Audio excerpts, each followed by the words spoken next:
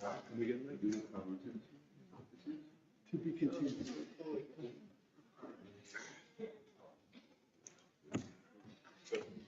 Okay. Is it Eden here? She can, right? Yeah, she's here. Great. She's running around. Okay. Wow. Chevra. And a new thing. I don't know. Like technology, new technology every day. It's like an owl. Where's the owl? Who knows? Okay. Shabbos, everybody. Okay. So am I? No, I want that. Do people know Andrei Shupak? Do people here remember our rabbinic fellow from last year who came in? Hasn't been that long. Hey, Victor, tell me what's going on here with there's a new thing. So am I? The camera is over there on the TV. This Okay. is the micro. And what about when people are speaking? Can everybody The can other the other microphones. All right. Leave it to Victor to create the best scenario. All right, everybody. Good morning. I could see that. All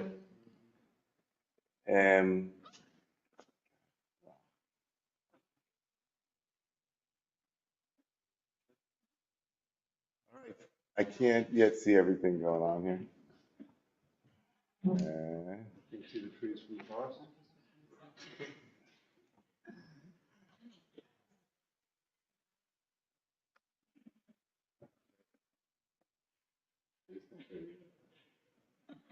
I would have thought that, you go to rabbinical school, you study Aramaic, you study, different fonts. And then in the end of the day, the only way that you can teach is that you can drag the little corner of this window and get it at the right moment.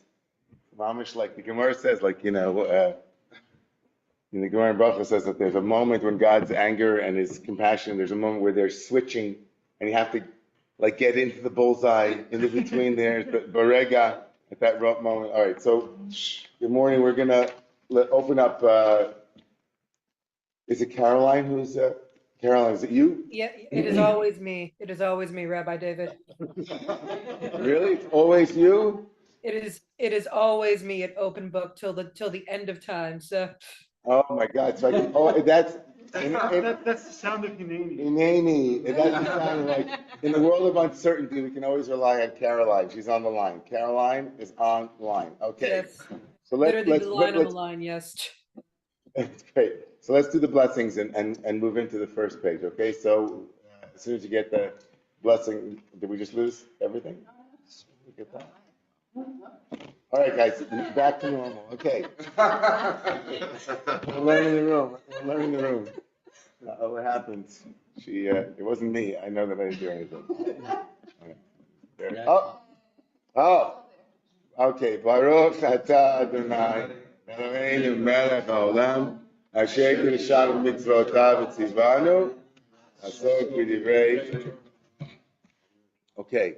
So what happened there was that clearly when you shared the screen, we lost sight of everything. So if you could just share the text now, that would be great, Caroline. We're going to start with, yeah? Can you share the text? Yes, 1 second. Let me just set it up 1 second.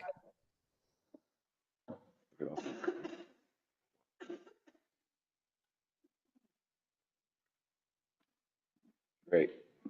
So, Vayomer Adonai Avram. This morning's the parsha this morning, Parsha Lech Lecha, as I said last night at the Oneg on the east side. There are times. I mean, it's almost always the case that the Torah and what's happening in the world intersect in a really profound way.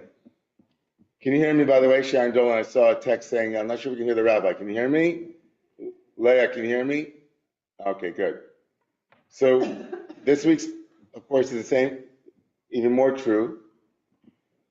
It's a very long parsha. It begins with Avram's call, and it'll bring us to chapter 18, to the end of chapter 17.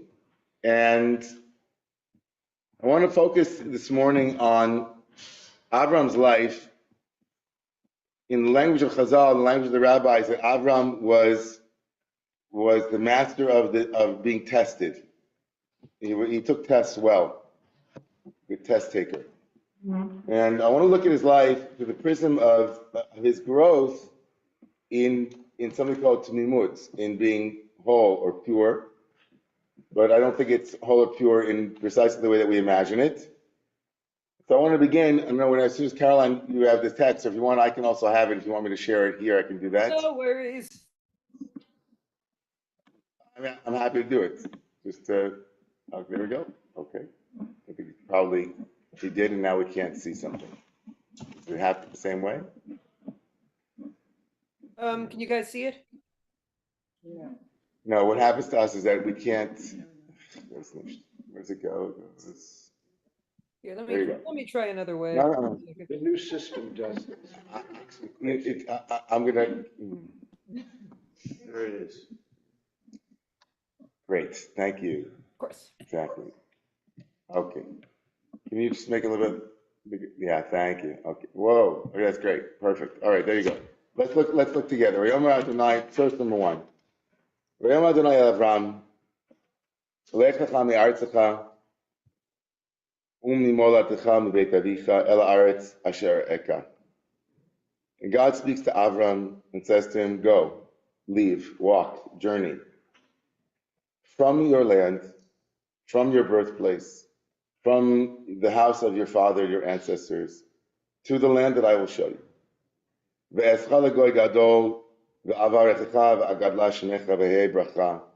will make you into a great nation. I will bless you. And I will make your name great. And you will be a blessing. And those who bless you will be blessed. Those who and I will curse those who curse you. I don't know what's going on. And all of the nations of the world, all the families of the earth will be blessed through you. Verse 4. Vayelech Avram. Kashir diber elav Adonai. And Abraham walked. He walked. He went. Notice the verb in verse 4 that he walked, and that in verse 2, in verse 1 rather, also lech lecha, that he's also walking, right? He's told to walk. I'm not sure why is the cursor moving. Don't worry about the cursor. And the sequence here is God tells him to walk, and then the repetition of that walking is what, right? He's obedient. Vayelech Avram, he goes, right? God says lech lecha, and he says vayelech. Okay, I'm going to go. Vayelech itolot, and then another vayelech is lot. Lot also goes. Often not recognized in the text that Lot also goes, even though Lot was not told to go. Right? Abraham was told to go, but Lot goes. Vayelech itolot, and Lot goes along. Who's Lot, by the way? His nephew, right? His brother Haran's son. And Avram was 75 years old when he left Haran. So the first thing we notice here is what's being asked of Avram is not just to go, but to go from. It's not just that he's like, okay, go. That could have easily been the call, right? Lech lecha ela haaretz asher eka. Why do we need all the business in the middle?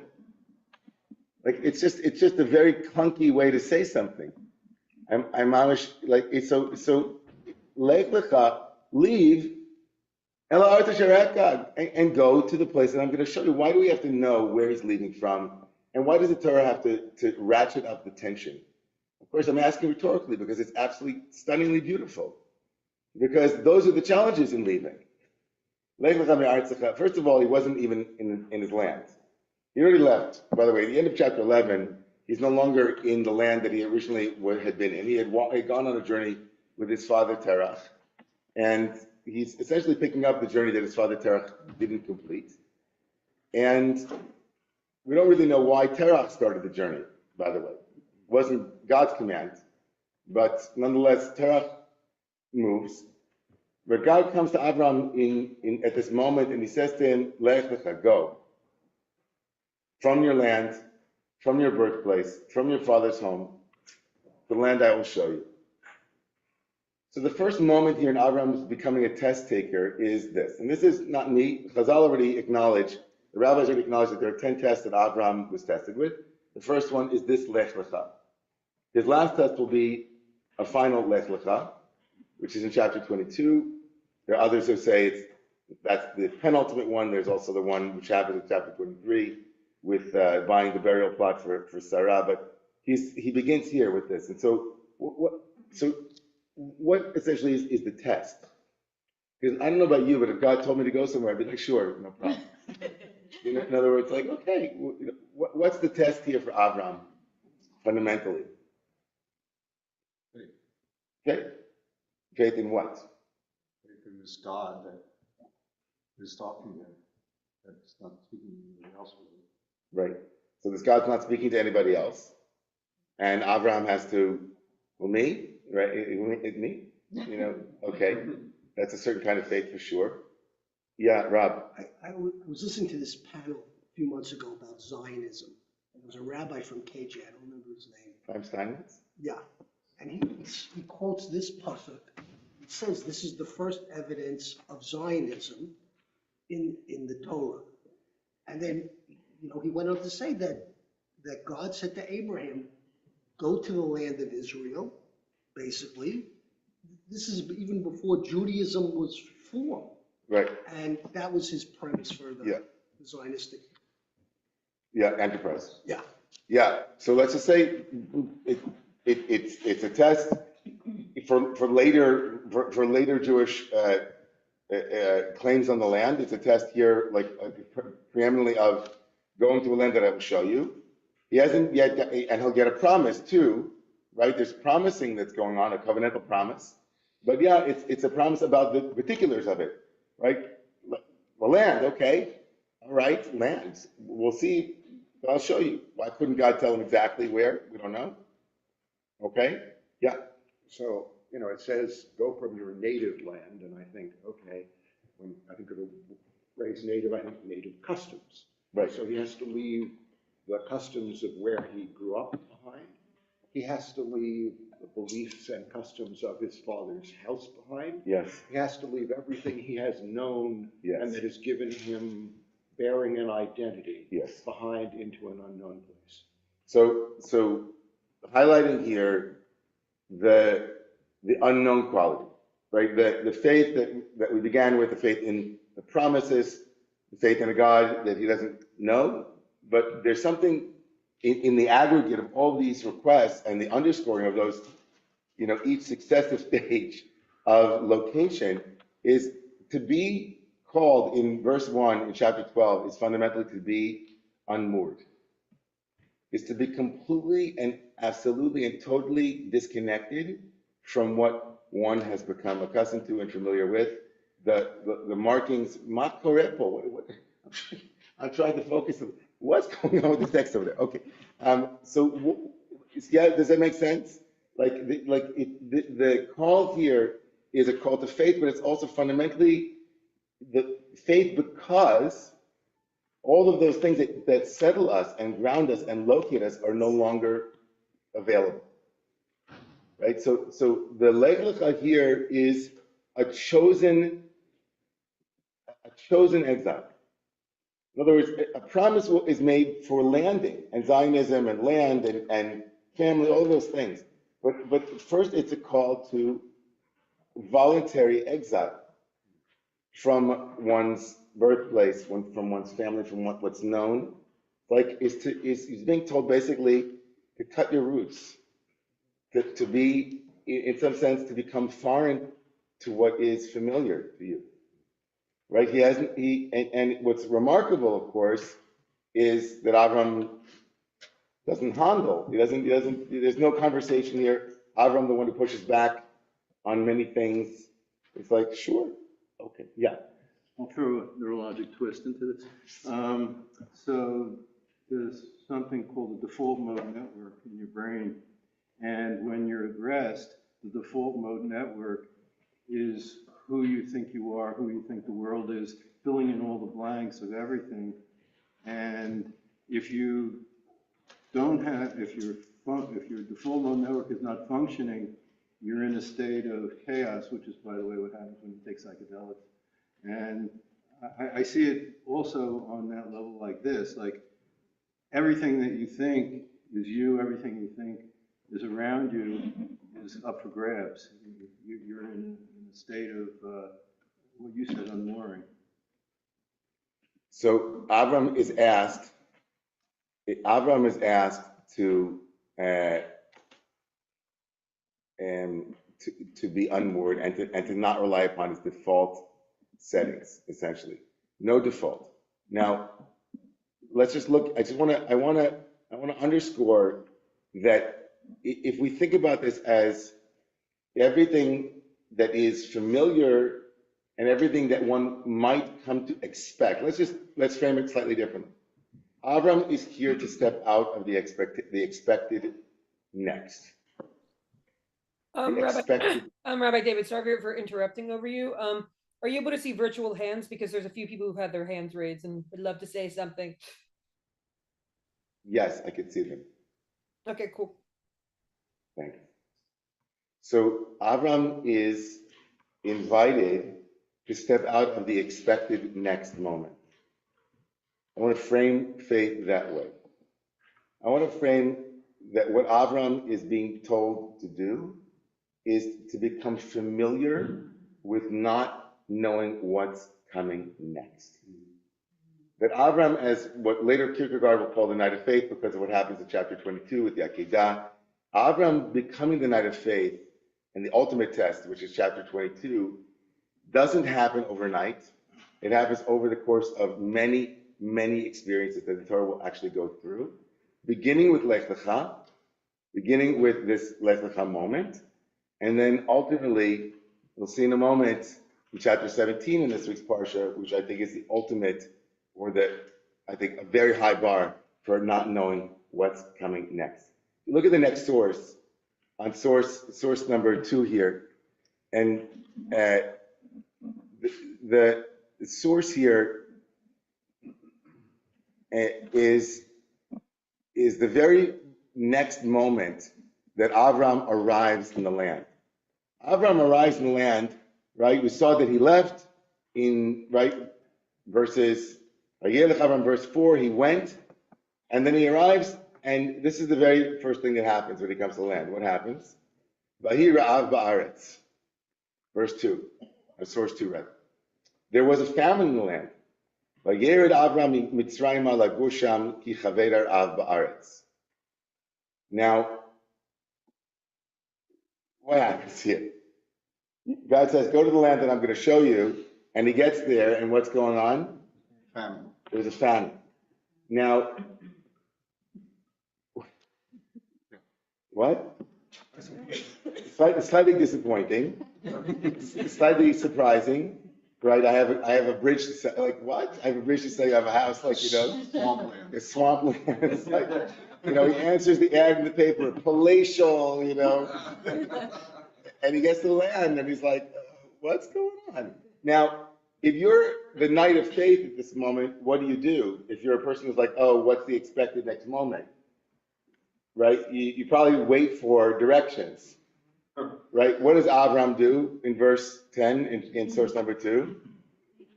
He leaves. Did he wait for God? Did you see any divine instruction here on what to do next? No. In fact, Ramban Nachmanides, I was going to, too many texts already, you'll see there are a lot of texts. Nachmanides says Avram should have waited. He failed this test. According to Nachmanides, Ramban, Avram failed the test. He's being told, go to the place that I will show you, and he comes to that place, whatever it is, and he gets there, and he decides, okay, I guess God can't figure this one out. I'll take it into my own hands and go to Egypt. Now, what happens in Egypt, of course, is also very troubling. It's also a test for him and his wife, and right, another test. Now he's in Egypt, and he's terrified that his wife is going to be, that he's going to be murdered, so that Pharaoh will take his wife. That's the very next moment. So how's the dream going so far? So not so great, right? It's like, God, it's going to be great. When you get there, you're going to be a blessing and children. And he's like, okay, famine. I'm almost murdered. I'm in the land of Egypt. I have to pawn off my wife. Horrible moment for him. Definitely not going there. And then he comes back to land. Look at source 3. What's the first thing that happens to Avram? when he comes back to the land in source number 3? Huh? There's a war, and he comes back in chapter 14, right? And there's a war, and his nephew is kidnapped. And Avram now has to be like, okay, I have to go ransom, I have to go save my nephew, who's really his son. Like, he's his adopted son on some level, right? He doesn't have any sense that he's going to have another kid. It's already a couple of chapters. God showed him the land, took away the land, no kids. Lot gets abducted. Avram has to, get an army together. How's it going so far with the dream? Not so great. All right, let's look at next source number 4. He goes and he ransoms his, I'm sorry, this is before, I should have put, this happens before Lot, I'm so sorry. So he comes back from the land from Egypt. The source number 4 here should have been in source number 3. I put them out of order. This is chapter 13, even before his nephew was abducted. What happens in source number 4, which really is source number 3, chapter 13? He comes back to the land of Egypt. They come out of Egypt. They come back to the land.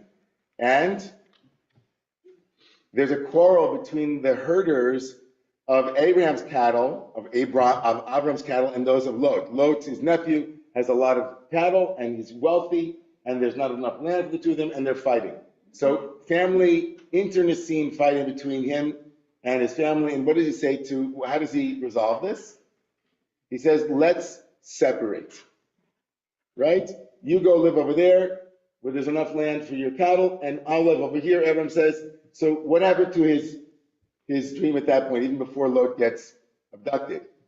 He came to the land to have family. Lot's the only family he knows, but they're fighting, and he can't live together with his own family.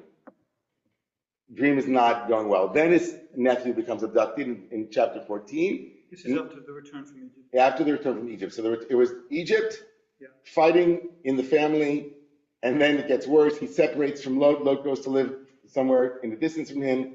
And as Abraham has separated himself from his only known future inheritor, right, his future inheritor Lot is abducted in the war between the 4 kings and the 5 kings. And then, right, he comes and he saves Lot, and Lot goes to live in a place called Sodom, which later on you'll know is not a good thing. How's Abraham's life going so far? He became famous, and it's horrible, right? Like thus far, what has been great in Abraham's life? Honestly, it's from the moment that God has chosen him, nothing has gone right. Egypt worked out. How did Egypt work out? Because he came back wealthy? Yeah. And his wife was rescued, and he now has cattle, and Lot has cattle. But he has cattle, and the cattle is what led to the fight between him and Lot. Right, but at least he has dough. He's got material possessions of consequence. Okay, maybe some people like having dough but not having family. Maybe. It could be, right, again, it could be that Avram really just wanted the wealth that God promised him. By the way, the rabbinic vision of God's promise to him is, Lech lecha, go lecha, to you, leha'anatcha, but you're going to benefit from it. Trust me, you're going to have benefit from it. And then all of the promises in chapter 12 are themselves because of an Avram who needs those assurances, right? I'll make you wealthy, I'll make you famous, all those things. So maybe there's a part of Avram now that's being pruned. Like, you wanted to be wealthy, you'll be wealthy, but like, you can't be wealthy and also have your family intact. So each moment, Avram is being called to sacrifice the various assumptions that he's brought into this conversation. But you're right, maybe that one part was a good thing, for sure, maybe. But certainly it's not going as expected. Let's look at source number 5. It's the last moment before, the last 2 moments. Chapter 15. You already know what happens in chapter 15?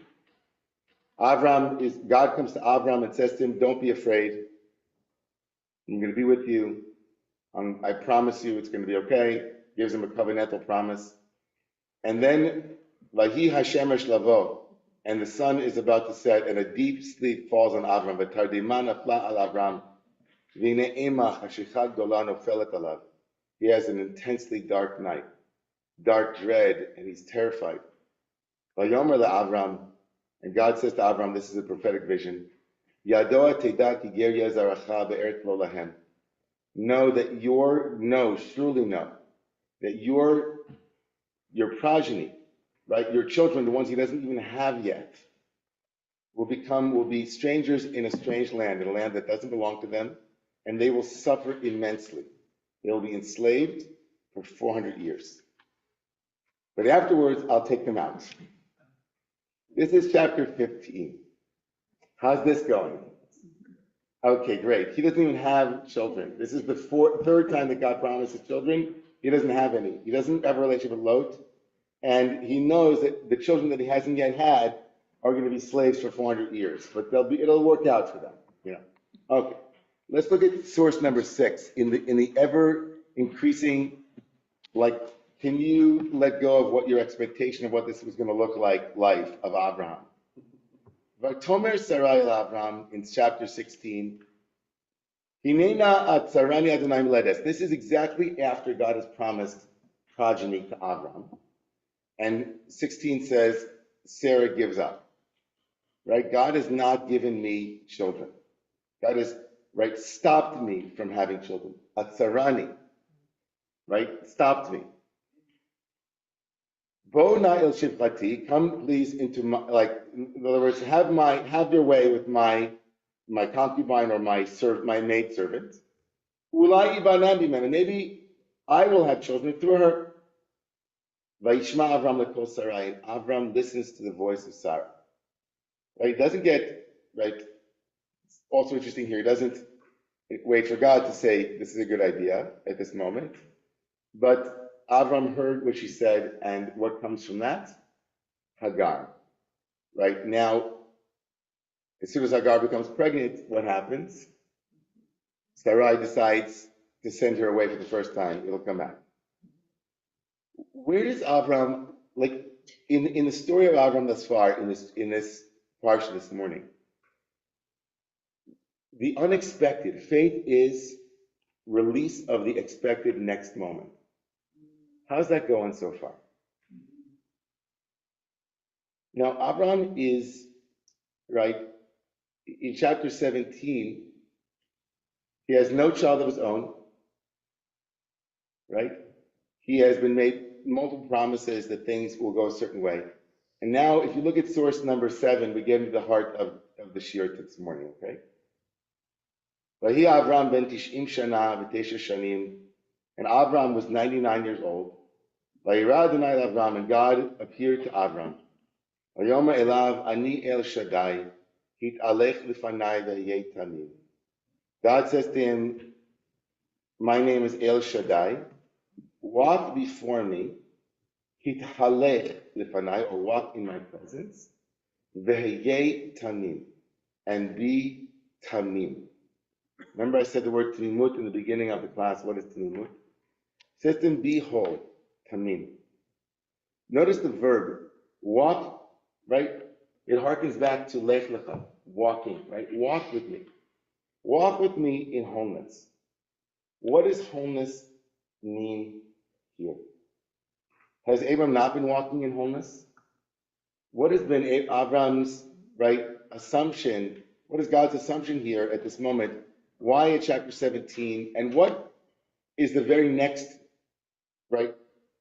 what's the next narrative moment in this story, in this divine conversation, in divine command? What does God say? What does tamim mean in a moment? Well, two things are about to happen. One is God is about to give Abraham a new name. He's about to give him a letter and change his name from Avram to Abraham.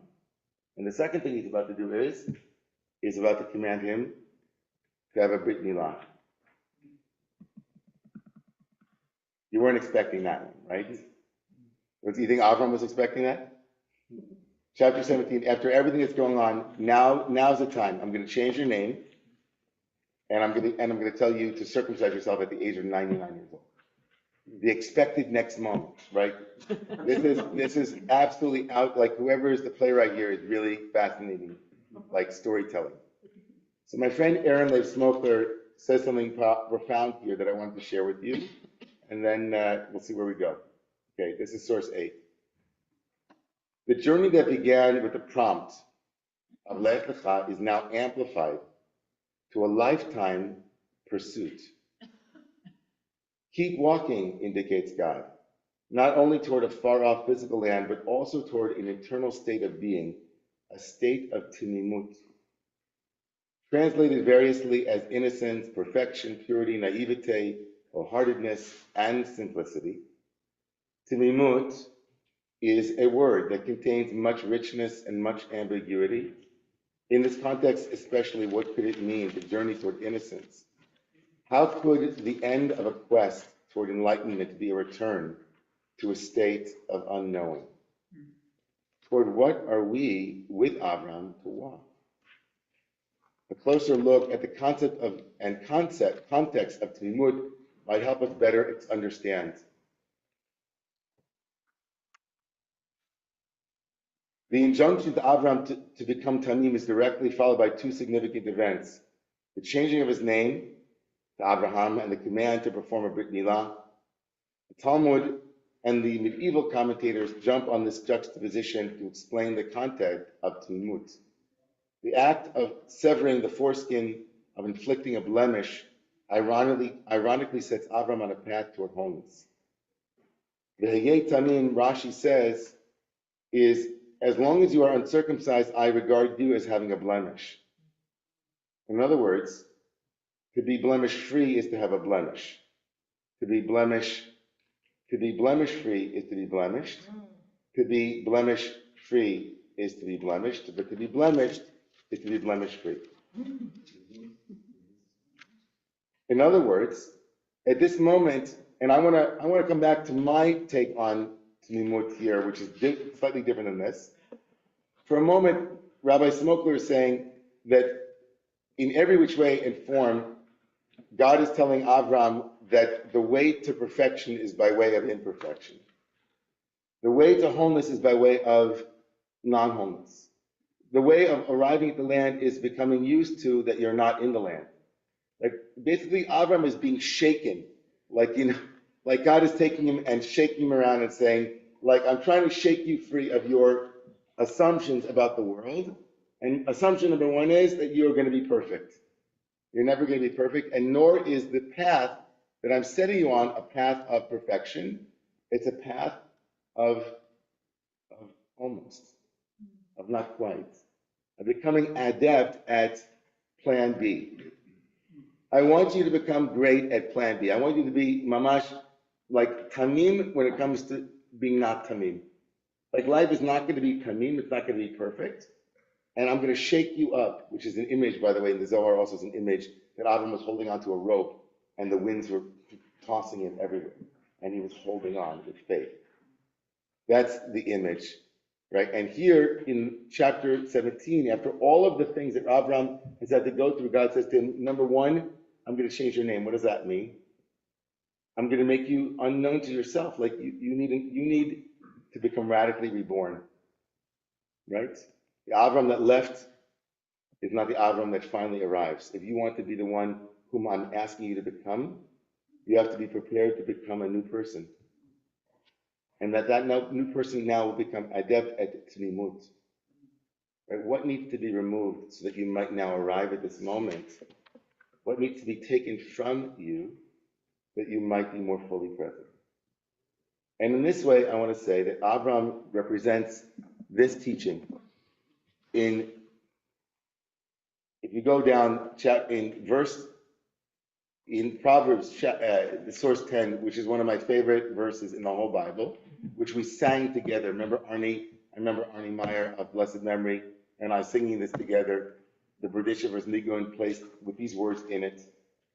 For seven times the righteous person falls, right, and rises up.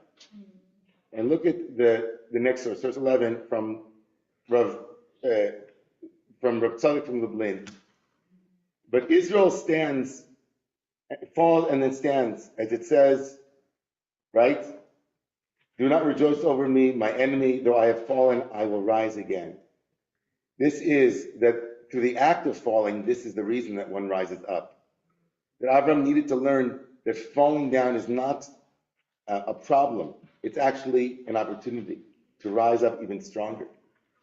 Al dat lashon chazal, yerida shu tzarech aliyah, that there's a going down that is the only way that one can then find a way to go up again. You know why I'm teaching it this week, of course, right?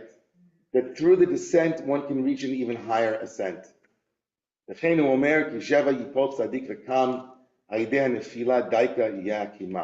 Likewise, it says 7 times the righteous person will fall and gets up. We can go a little bit further down, Caroline. A little bit, yeah.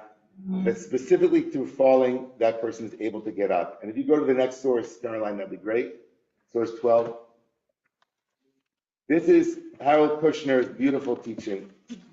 That, I believe, was what God asked of Avram. Not be perfect, but not don't ever make a mistake, but be whole.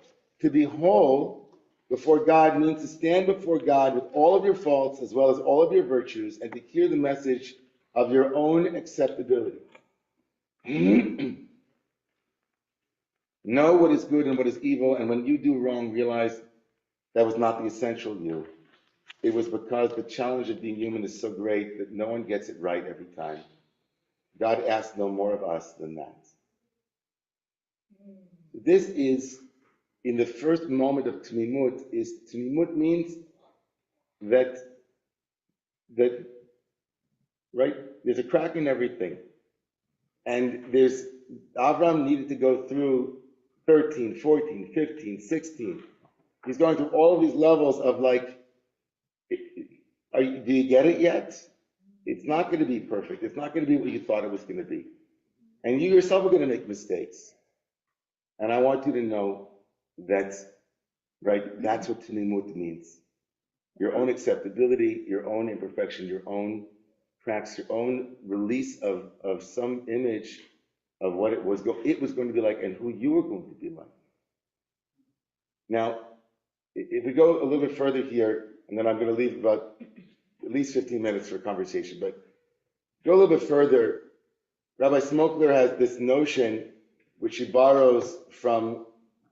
invokes here, which is really beautiful. There is no real Tmimut, no deep simplicity without some sacrifice at its core. This is what Avram learns between his Lech Lekas. It was this spiritual journey, when he traverses pain and contends with confusion and gesundheit, that he is called upon to keep on walking in perpetuity. To claim Tmimut as a spiritual aspiration, then, as a goal just over the horizon on the other side of the muck of life, is to embrace not a religious naivete, but a second naivete as our end. It's a beautiful phrase that is borrowed from Peter Wust, and the philosophers Paul Ricoeur and then Immanuel Levinas spoke of it, and the philosopher Akiva Ernst Simon, the Israeli theologian, who was a student of Martin Buber's, wrote, "Hatmimut hashniya," a second tmimut, right? After the fall, after the disillusionment, after the disenchantment, after you thought God was really this kind of God, but you realized that God was really a different kind of God. After you thought Santa Claus was real, but now you give up on all religious mythology because after all, right, they missed the mark. Religion has to be perfect. It has to always be accurate. Second naivete is a willingness to re-embrace life, religious language, whatever the system is that disappointed you, and to now see it with greater clarity, but still with a sense of timut, of innocence. Life itself is imperfect. There are all kinds of, right, mistakes. And timimut shni'ah is the ability to re-embrace that. Now, I want to go a little bit further and then stop. And I want to talk about why, up to this point, who Avram was in a very different flavor, and then open it up for all of you. So go a little bit further. Avram, when the word tamim is used, in the word tamim is used around Avram, it also invokes another biblical moment. So not just you're imperfect, life is imperfect, embrace your mistakes. There's another moment here, which is, if you could go a little bit further, Caroline, thank you. In the book of Deuteronomy, this might shock all of you, knowing that I'm an astrologer in a past life, and still went to my astrologer this week. It might surprise you to know that astrology, at least according to major opinions in the Talmud, is, and any future, any desire to know the future is prohibited in the Bible. It might surprise you. So in Deuteronomy 18, we're told that when you come into the land, right, don't learn to do any of the things that the nations who live there did, right? None of their abominations. Don't, pass your children, your son or daughter through fire. Don't go to soothsayers or diviners of auspicious times, or one who interprets omens, or a sorcerer, a charmer, or another kind of sorcerer, right? Or a necromancer. Whoever does these things is an abomination to God, and God will drive out the people who do those things from the land. And then verse 13, which is bolded there in the English, but in the Hebrew, you'll see why it connects to this moment with Abraham. It says, Tamim tiyeh Adonai Elohecha, be whole with your God. So in the context of chapter 18, Tamim doesn't have anything to do with the circumcision, doesn't have anything to do with being perfect. What does that have to do with? Having faith. Not wanting to know what the future portends. Being in the moment, in your tamim. Tamim here means let go of all of your attempts to know what the future is going to look like. Now, what does that do with Avram? Go to the next source, Caroline. Right, this is Rashi. Rashi says that it means be pure, walk with God in purity, and look only to God. Don't look to the future. Okay. Again, what does that do with Avram? Go to the next source, source 16.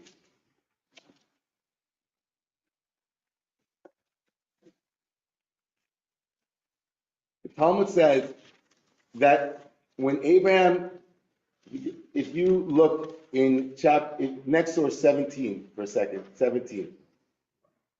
When God comes to Abraham in chapter 15 and tells him that he's going to have kids, and he still hasn't had kids, the Torah tells us, go outside of your tent and look to the sky, and count the stars, if you are able to count them. And God said to him, this is how numerous your offspring will be.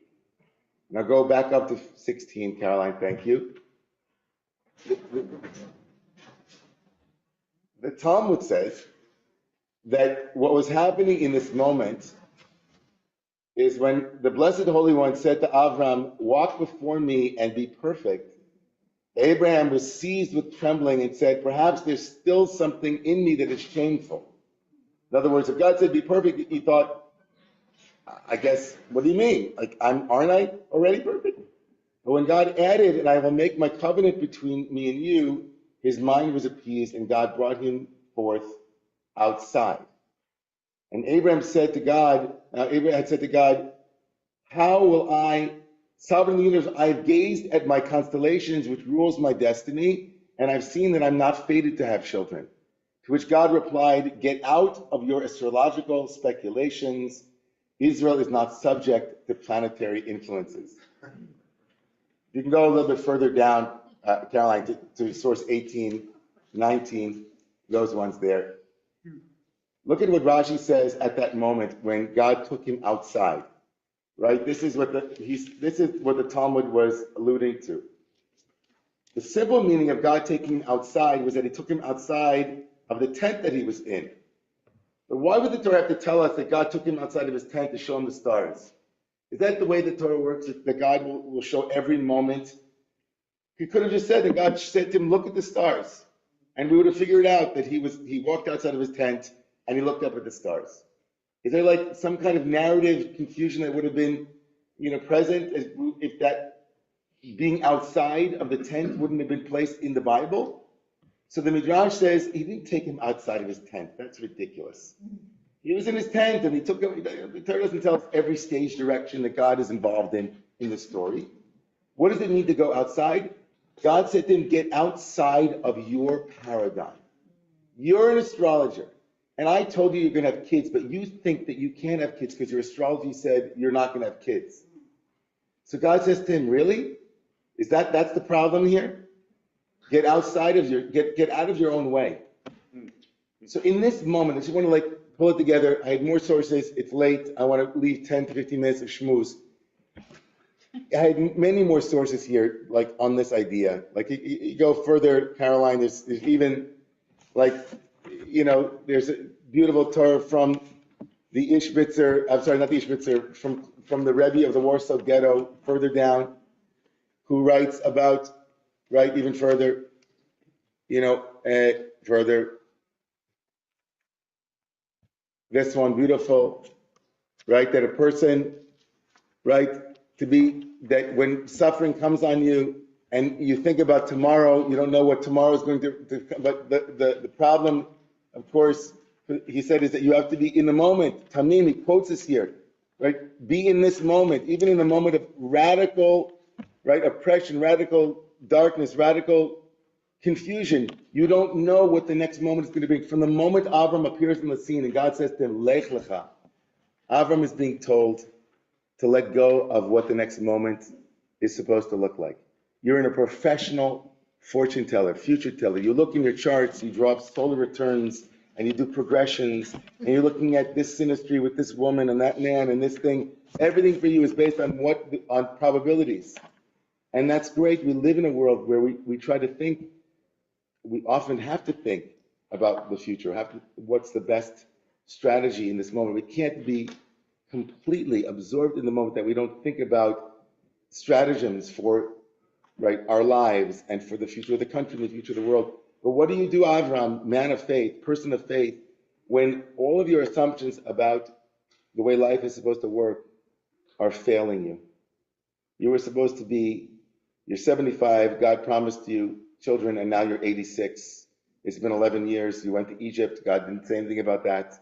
Lot was your nephew. You were going to be forever together. God didn't say it was going to get bad with him either. He winds up in Sodom and he's abducted. Who could have imagined these scenarios? And God is essentially taking Avram's astrological inner archetype, which is, I have to know what's future. I have to know, tell me. And he's radically dispossessing him of that to become a person who can show up when the next moment will say, bring me your son, your only son, the one whom you love, and bring him to me on a mountain that I will show you. And Avram says, okay. Avram says, okay. I clearly don't know what you have intended. I have no idea. And so I'm gonna go with you and follow you. Obviously, in this moment we can stop sharing and we can bring the hands of the people in the Zoom into the room. I'm not advocating at this moment that we give up on a future that we tried to create with God as a partner. That's not what I'm saying. But I'm asking myself in this radical moment of paradigm shifting, what were my assumptions about the world that are now needing a much closer scrutiny, a much closer analysis? Like, what did I think? What do I think about how the world is supposed to go from point A to point B, or from point A to point Z? I don't know. And I think it's okay in this moment to not know. I think it's okay in this moment to just take a breath and say, I think we really have no idea precisely the way the bigger picture works. Which doesn't mean that when we wake up from that reality, we don't start thinking, right? We have to make an analysis and then make a strategy and try our best. But we get thrown all the time. So what do we do with these two tmimiyut, these two innocence or perfections? One, the perfection of mistakes that are inevitable, and the simplicity of faith that needs us to jettison some of our assumptions about the world around us and our own paradigms that we've constructed. Okay, Caroline, please, thank you. And we're going to go into the chat first. People have been waiting. And I'm going to call on Jay. Go ahead, Jay. Thank you. Actually, I think Jill had her hand up before me, but she took it down. I don't know if she still wants to speak. That's okay, Jay. I'll just go Okay, ahead. all right. Okay, so bear with me. This is amazing, and I'm still trying to square all the circles, some of which can't be. But I want to go back to the first source and this whole issue of expectations and imperfection of faith. Look, I don't think God was asking Abraham a leap of perfect faith, so to speak. That is to say, to really be unmoored. Had God stopped with go out of your land, go out of your blah blah blah? No, he says El Eretz Asher Erecha. I will show you where to go. And in fact, God almost puts a thumb on the scale. I'll make you a great nation. I will bless you, etc., etc. So there are some expectations, there are some contingencies, there are some carrots involved here. So I think a quote perfect faith would have been to stop before making all those reassurances, expectations, and promises. So that's my problematic that I'm trying to also figure out, and it kind of fits some of the things you've been talking about, because maybe one of the expectations, it comes to a famine, maybe one of the expectations that he has to be shaken from is this obvious notion of a carrot.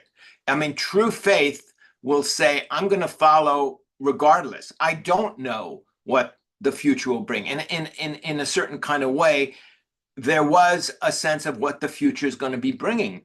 A place I will show you, a great nation, et cetera, et cetera. So I'm still trying to figure that out. But I think we need to take the whole, all those sentences in the beginning Yeah. and understand what was happening.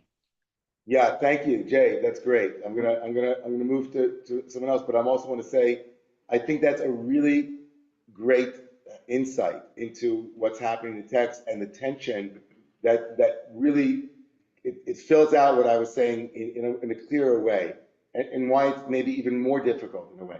Maybe it's even more difficult once you've been given something that to aspire towards, that the journey to it is really what's unclear to Abraham. I think that's a better way to say it. Abraham's faith would have been even, I think it would have been more difficult in some ways to go without any idea, but that would be one difficulty. But it's even maybe more difficult when the carrot is being held out, but it keeps receding, or you're not sure exactly how this next moment is part of arriving at that promised carrot, which you're right, is definitely there. It's not without any expectations. And so how do we, it's really a better way of framing this. I like it. It's cleaner and actually more accurate to the moment in terms of where the text meets us, which is we have an idea of an end and there's almost no disagreement about it. Like, you promised us children, you promised us that we're going to arrive there, but what are all these detours? So that's essentially, are those detours destinations, is the question for Avram. And he struggles and he continues to be detoured. And that's really painful, right? And I think that meets a lot of us, not all of us, but that it meets a lot of us where we are this week, which is we keep getting, slip sliding away. We keep slip sliding away. It's like the nearer we get to our destination, the more like, wait. So I think that to me personally this week, I'm really struggling with that, and also coming to terms with my own attachment to some of the timeline, and and I think in my own life I had that also. I was 36, 37, 38. Not to mention my parents, who of course thought like, what's going on? We have our own timelines for things. I think that that's really, really accentuates that issue. And I thank you for that. Okay, I think if there's somebody else in the Zoom, but I don't see anybody's hands. So if people want to speak, please raise your hand so that we know where you are. We're going to come to Wendy and Lori, and then make our way back to David, and then Thomas. Okay, Wendy. I think when Abraham sleeps, You have to speak up. I don't know if people can hear you. I think when Abraham sleeps with Hagar, it shows a lack of faith, a lack of emunah with Hashem, because if he was truly faithful, he would not have slept with Hagar. He would have waited for God to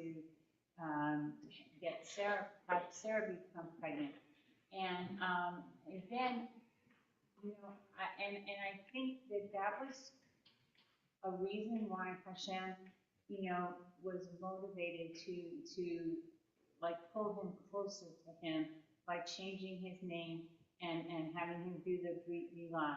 And so that him sleeping with Sarah, it would be more of a distinction between Ishmael and Yitzhak, because Hagar and Abraham created Ishmael when he was uncircumcised, and Sarah and Abraham created Yitzhak when he was circumcised. So it brings a bigger disparity between the creation of the two sons.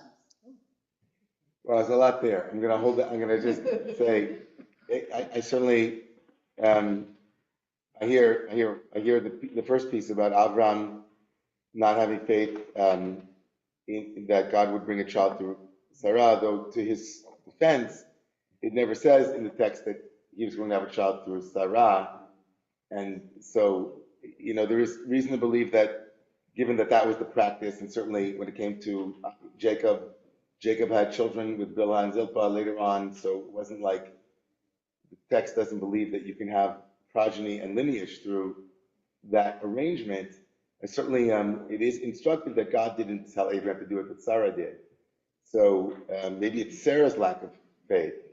Or maybe Abraham had faith in Sarah and not faith in God, and Sarah didn't have faith in herself and God. I don't know. But it's an interesting progression. Yeah.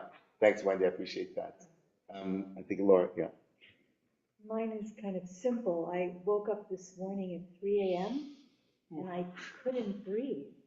And I kept saying, something's happening. Like, is there a fire next door? And I went and just prayed and went into the next room.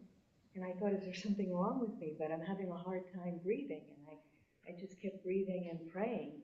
And then when I went downstairs to come here today, my doorman said there's a fire in New Jersey, a fire in Brooklyn, and a fire in Long Island. And I was like, oh, the moment of faith when I wasn't crazy, but there are fires, and some part of me was feeling it and couldn't breathe. And that wake up in the morning and like we think fires are in California, like we have these ideas of there are fires everywhere. Yeah, and that there's a fire appearing. We're gonna talk about fire in my sermon this morning, or my dvar this morning. But yeah, fire and a world on fire is a very apt thing in the Parsha Lech Lecha, because one of the most famous Midrashim says that Avram came to faith through seeing, as it were, the world on fire. And so, like, this connection for you this morning, yeah, the world's on fire. And yeah, thank you.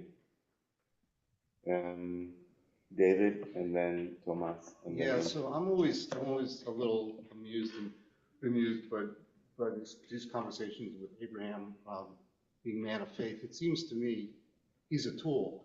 He's an agent. He doesn't really have agency at all.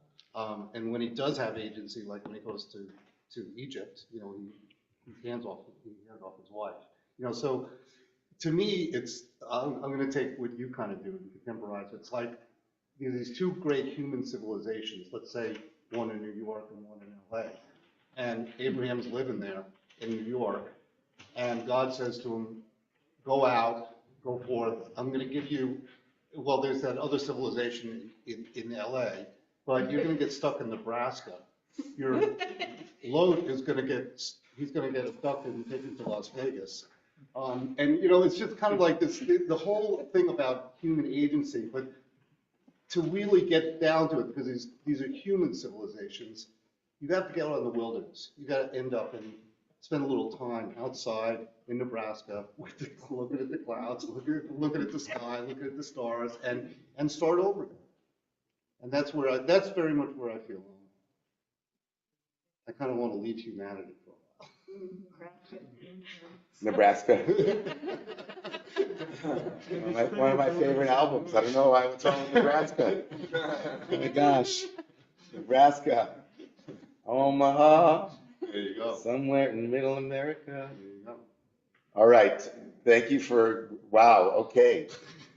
Two great civilizations, LA and New York, and LA clearly won this year. So we had, okay, Thomas. Well, I was thinking, speaking of falling, and Israel falling 7 times, what's running through my mind is what's been called the most mysterious line in all of Shakespeare, which is, there's a special providence in the fall of a sparrow. And it's Hamlet towards the end of the play. And it's the most mysterious line, supposedly, because it can be perfectly interpreted to mean one thing and the exact opposite. Because the one interpretation is, even the fall of a sparrow is determined by God. Like, everything is fated, there's a divine plan, everything is known, not to us, but known. And that can bend you problematically in the direction of fatalism and nihilism and that bullshit of everything happens for a reason. That doesn't. And so how do you accept that this is all already divinely known and yet still recover your innocence and your agency and your kind of the unknowing that's required to act and have courage? And this is where the opposite interpretation of the line, which is also totally supportable, comes in, because Hamlet's about to have a duel and he thinks he's going to lose. It's towards the end of the play. I forget the exact story, but it's a moment of crisis. And his friend says, well, just say you went to the astrologer and they said it was going to go badly. And Hamlet is like, he says, we defy augury, which is astrology by birth. We defy fortune telling. And then he says, a special providence in the fall of a sparrow. And then he says these really complicated lines, which are hard in Elizabethan English, but basically, like, he says, if it isn't happening, it's going to happen. And if it's happening, it means it isn't going to happen. And if it isn't going to happen, it means it's going to happen. Like, he kind of goes into these psalm-like paradoxes, but they have to do with coming radically into the present moment. Like, if it's not happening, it's going to. If it's going to happen, then it's not happening. Radically in the present, only in the present. And that's when he has the courage to act, and he does the duel, and various things happen subsequently. But it's the most mysterious line because it's exactly about, like, knowing and unknowing all at the same time. And because everything is divinely known, then it cannot be humanly known, and yet still, like, you try to act. So, special providence in the fall of the sparrow. Yeah. Special providence in the fall of a sparrow. We would say that Rabbi Kiva said that everything is foreseen, and yet freedom is given. Who says that? Rabbi Kiva. Oh. Everything is foreseen, and freedom is given. So it's a koan. It's really, it's a riddle, and it's something to be held in radical mystery. Shakespeare knew his Akiva. Exactly. When Shakespeare and Akiva they met in a bar. I know, as is often the case here, that we give the Zoom room enough time, people will start to put up their hands. So let's get, I know that Amy, I know you had your hand, but we went 4 people in the room and 3 people online have some Rahmanas. So Richard, go, Asher, Chaim, and Brenda, and then we're going to go inside the daven. Okay, Richard? Thanks, Rabbi David. There's a saying in the Talmud by Rava that is often quoted by the Hasidic masters, and I wonder how it relates to what you shared on the Deuteronomy 18 text.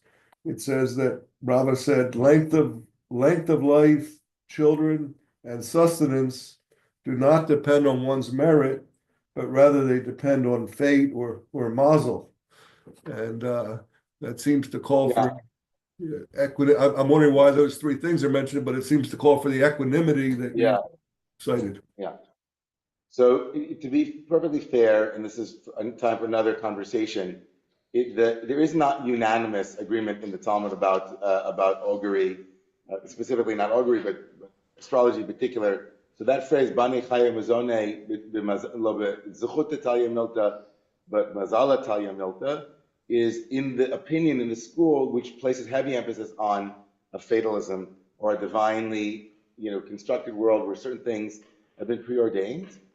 There are, of course, a lot of other countervailing voices, and there are ways that try to ameliorate those two opinions, which we're not going to go into right now. But yes, it's that's a larger conversation about what things are preordained and what things are not, and kind of an ancient worldview around that. So, okay, Asher Chaim. Thank you so much, Rav, for this word of how to walk when the long arc of history seems so, so long and we feel so, so lost. Lech lecha and hithalech lefanai. God tells Avram first, go, and then later, walk yourself ahead of me. And that's the challenge, I guess.